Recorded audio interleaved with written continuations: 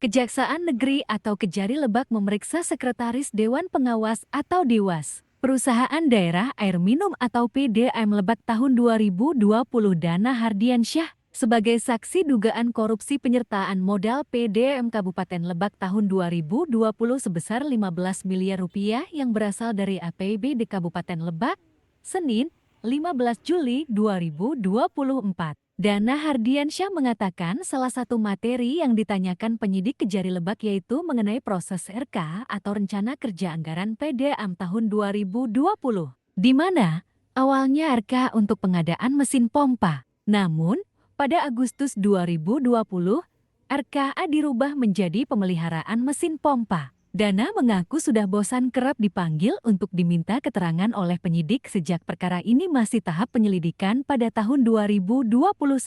Karena itu, dia berharap keterangan kali ini dapat membantu penyidik dalam mengungkap kasus tersebut. Oleh pihak kejaksaan terkait apa? Terkait kasus PDAM pengadaan pemeliharaan mesin pompa.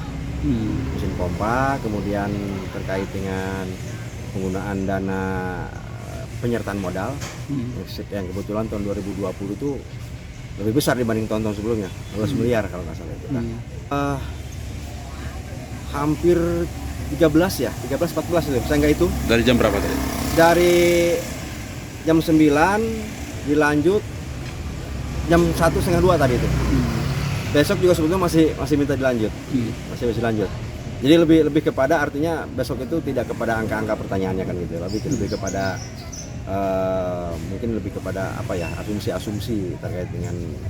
Saya sebetulnya berharap begini, bahwa tahun ini apapun masalahnya, apapun kasus yang terjadi di PDAM itu selesai, artinya sudahlah diambil putusan kan gitu kan, gitu. Mau ditetapkan monggo ya kan gitu.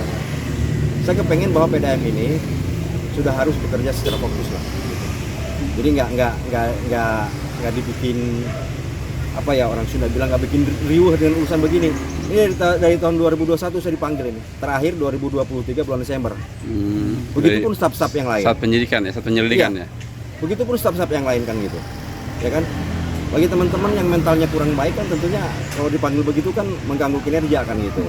Nah, jadi PDAM ini saya kepengen ini selesai dalam artian ya, artinya begitulah, kalau memang mau istilahnya benar-benar ditegakkan hukum atau iya silahkan kan gitu. Untuk 15 miliar itu penyertaan modal untuk apa aja sih Pak sebenarnya?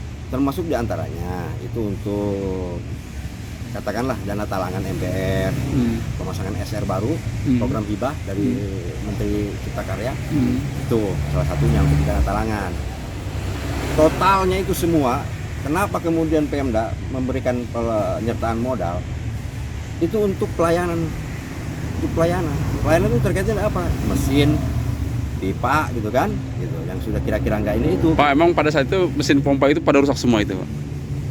Sering adat aja lah gitu. Sering adat, perbaiki. Kan ada 15 titik itu kan ya, yang diperbaiki. Emang itu rusak semua itu 15 titik itu? Menurut informasi rusak semua.